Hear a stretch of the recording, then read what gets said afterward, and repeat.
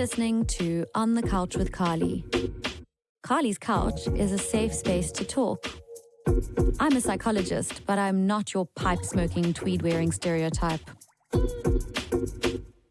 Hello and welcome back to On the Couch with Carly.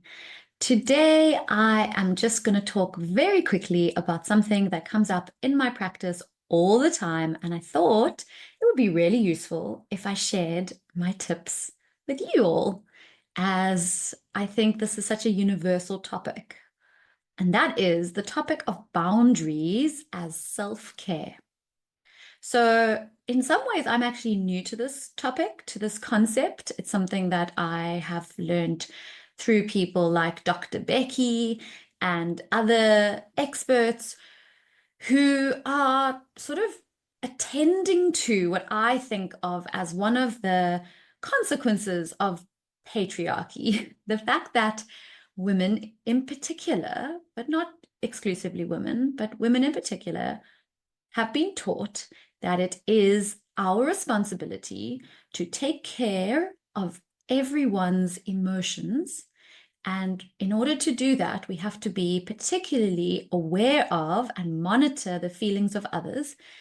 And this can sometimes lead to a kind of relational responsibility taking, where we feel we are not just empathic in the sense of like feeling another person's emotions and resonating with them and feeling compassion for them, but we are actually responsible for managing their emotions. And so I see so many women in my practice who deal with this, and they come to me and they tell me that they have guilt because someone felt something in their relationship, that they needed something from someone, and when they asked for that need to be met, it was met with a feeling of, ooh, that's a heavy load. And then if they express themselves in a certain way that may involve taking space and time for themselves to take care of themselves, the other person responds with an emotional response. Maybe they feel hurt or upset, or,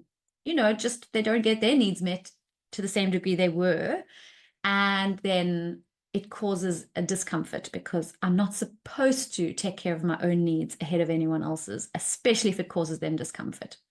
So I'm here to give you a little quick introduction to boundaries and how we can sort of take steps to actually act in accordance with our needs and with ourselves, and to do that regardless of whether it has an effect on someone else's emotions.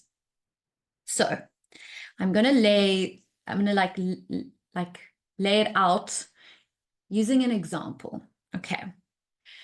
So the example that I'm going to use is something that I see a lot with new parents, and that is in heterosexual relationships, but it doesn't only occur in heterosexual relationships, because I've seen it in queer relationships as well.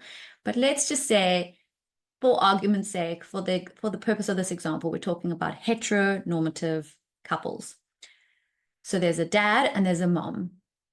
What I see endlessly in my practice is mothers coming to me and telling me how they take care of many more things. The volume of the tasks that they take care of in the home and with the children far exceeds their husband. And they often have all sorts of rationalizations for this. Most common is that the husband earns more money and works, and that's his duty, is to bring home a certain amount of money that supports the family, and therefore he is let off the hook from all of the caregiving, or most of the caregiving activities, but not just the activities, but the mental load that goes into taking care of a child. And so what I see in my practice is women who are burnt out. They're burnt out.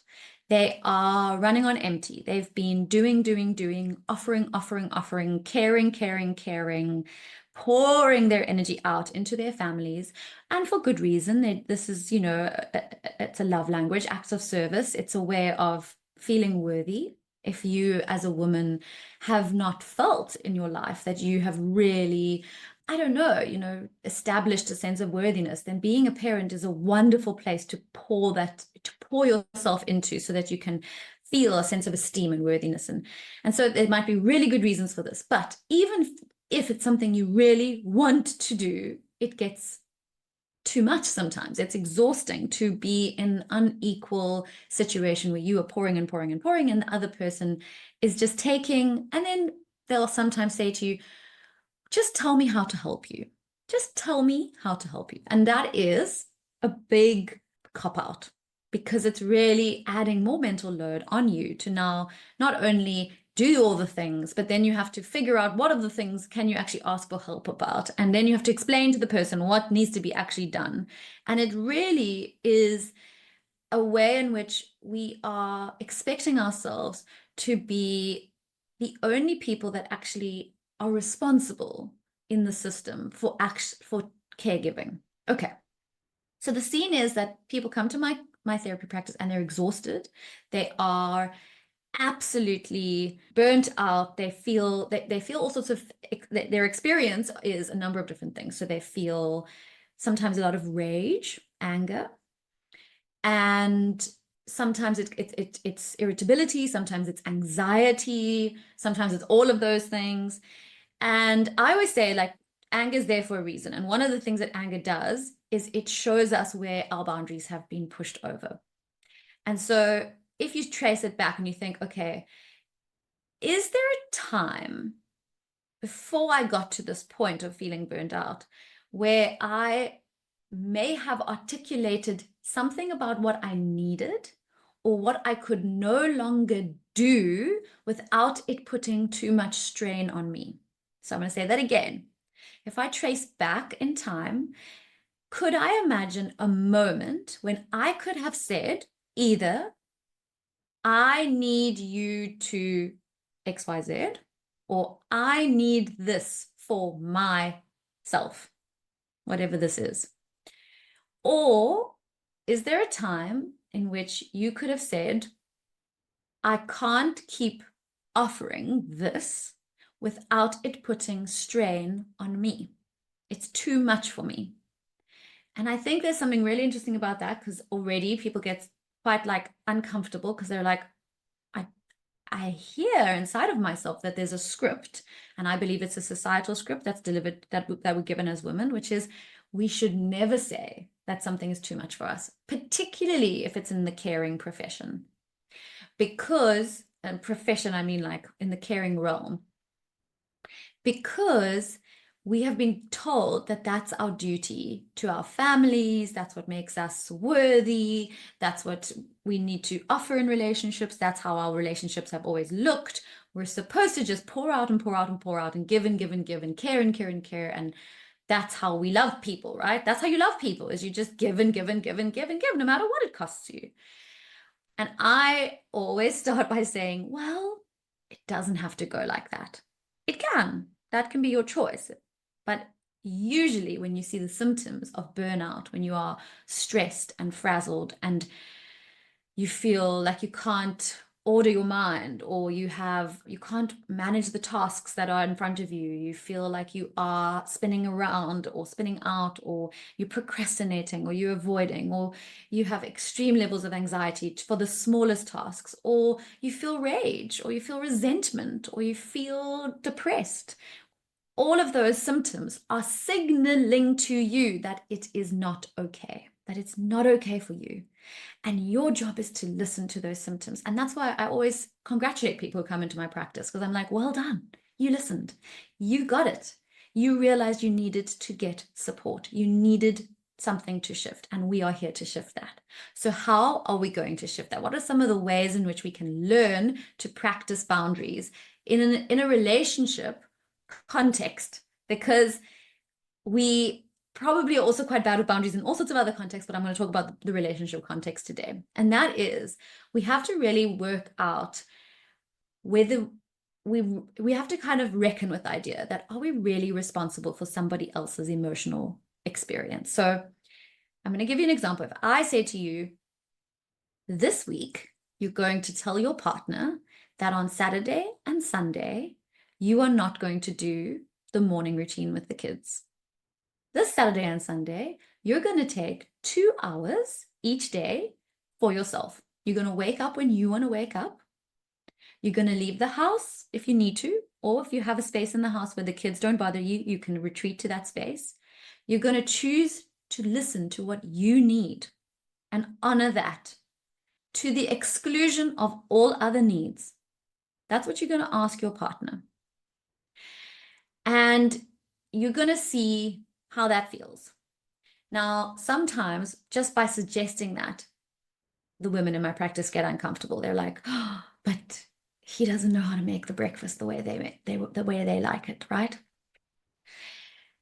And if they're unhappy and he's frantic because he doesn't know how to make the breakfast and they're screaming, like, I've got to deal with that, right? That's on me.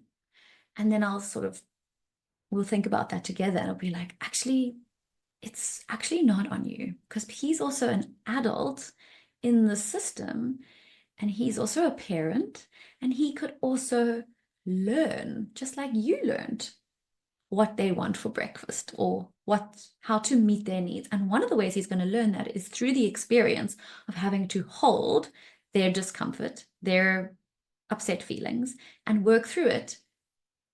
Can you hear that? Can you hear how that feels uncomfortable?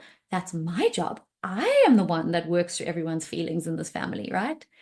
And what if he's cross with me? And what if it means he has to sacrifice his golf? What if it means if he can't do his thing that he always does on a Saturday morning? He's going to be cross. He's going to be upset. He's going to feel resentful. That's how women in my practice start to think. And I'm going to say to you, okay, well, that is possible. That is possible. He might feel a bit bummed. He might have to deal with emotions that he wouldn't have to deal with otherwise. And he can survive that. And you can survive the feeling of being responsible for those feelings in him. And one of the ways you're going to survive that is you're going to be in your own body and you're going to be experiencing what it feels like for you to be free for those 2 hours. And it's going to feel good. And you're going to let it feel good. And when it feels good, you're going to tell yourself that you are deserving of that good feeling. Because otherwise, what are you saying to yourself? What are you really saying? Are you saying that your feelings don't matter as much as the others? Is that what you're saying? Is that what you want to promise yourself? Is that the vow you want to make yourself at this stage? That even though it's hurting really badly, you still want to choose to put your emotions last on the priority list? Because that's a choice we make. I'm suggesting there's an opportunity here to shift that and to step into something else, to say, actually, what is this agreement that I've made here to this person, to this family? Is the agreement that I will always suffer so that they will not? Is that it? Is that who I want to be as a mother, as a person in the world? And if that is so, how am I ever going to not feel the burden of that? And if I'm feeling the burden of that, then that impacts my relationships, right? It impacts my body, my health, my comfort levels. So that's a choice, but you could choose differently. So it might take a little bit of time to get used to, but your first step is to take space, make space, make time for yourself. And all you're going to do is just check in with yourself and just say, what am I feeling? What am I needing? What's the next thing I need to do to offer myself what I am feeling is required? Then the next step is to work out no. No is the most beautiful, simple, yet incredibly complex notion for us women, okay? When I say to my clients, you could just say no, they usually balk and say, I can't say that. I can't say it. And so if you're struggling with saying no, first step is to pause before you say yes. So It's not to say you're not allowed saying yes anymore, right? We don't have to have rules about this. It's not about fixing and having a rigid sort of set of requirements. But we have to see that if we make automatic yeses, we might not have the space and time to reflect on whether this thing that we're offering is actually beneficial to the person we're offering it to, and is it beneficial to us? And if we're making a choice that is definitely beneficial to them but not beneficial to us at all, or if we're making the choice that may not actually be beneficial to them and is definitely not beneficial to us, why are we doing that? And so often we'll find we will be taking things on, like let's say with the parenting example, my husband doesn't know how to change a nappy. Let's say that's an example that someone brings to my therapy room. And so I'm changing all the nappies, right? I may think that's of benefit to him. He doesn't know how to do it. So me doing it all the time is helping him. But is it helping him? Is it helping him to learn how to change a nappy? Is it helping him to feel empowered as a father? Is it helping him build a bond with his baby? Because we all know the person who changes the nappy has time looking at the baby, touching the baby's skin, connecting with the baby, soothing the baby, and knowing the baby, knowing the baby's rhythms. And so what are you actually doing then by doing all the nappies? Because what I'm hearing you doing is you are interfering with the relationship he's building with his child. You're interfering with the development of his role as a parent. And you are interfering with your own peace and space and time because you're busy changing nappies when you could be doing other things that are actually about meeting your own needs. And so we have to think about when we rush in to help, to offer, to give, to say yes. If we see someone needing something and we say, I'll take it on. Or they do their helplessness act and they go, oh, I don't know what's going on. And you say, I'll fix it. I'll figure it out. And we do that all the time. Are we actually helping?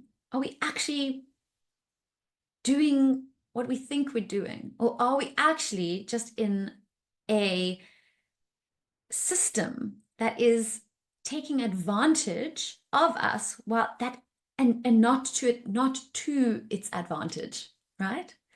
What's actually more advantageous is when I take care of my own needs, when I balance taking care of you and taking care of me, and I offer you a true reflection of who I am, my strengths and my limitations, when I show up and I say, that is something I could do, but I don't do it because it's not good for me. When I do that, when I show up in relationships like that, I actually show up in a way that is more authentic, more helpful, constructive to everybody else. And you then model to everybody else, including your children, how to do boundaries, how to show up in a way that offers boundaries. And I also just want to say one more thing about boundaries, and that is that boundaries are there to offer us protection. They are the very most important ingredient of safety, right? If I think about what it means to have therapy with someone, one of the most important things that makes a therapeutic relationship therapeutic is the boundaries, is the fact that when you come speak to me, I am not your friend. I do not need things from you. The boundaries of our relationship are that you don't know me. You don't know what I need. You don't know what I'm after or how I'm feeling, what's going on in my life. You come to me and I know you. And that's a boundary. It's a boundary that I hold by not loading you with the expectations that you're supposed to take care of me as well. There's other boundaries, like the fact that we have a time and a date that we see each other, and you come for 50 minutes, and at the end of the 50 minutes, we say goodbye. It's not because I'm punitive and I don't want you to have more time. It's because the boundaries is what creates the safety, is what creates the safe space that I offer you. So we have to offer ourselves and others safety with boundaries. We have to show that we are actually the grown-ups that know how to take care of those we love and of ourselves, because that is what actually lets people know they're safe. This is just the beginning of this conversation. I hope to have more conversations with you about boundaries. Thanks for listening. See you next time. Bye. Thank you so much for listening to On the Couch with Carly. If something in this episode resonated with you or made you feel less alone, that means the world to me. You can find us on Apple Podcasts, Spotify, and now in video format on YouTube. For exclusive content and resources, visit our website at onthecouchwithcarly.com. If you enjoyed today's conversation, please consider leaving a rating or review. It really does help others discover our safe space for authentic conversation. Until next time, please take good care of yourself. I can't wait to be back on the couch with you again.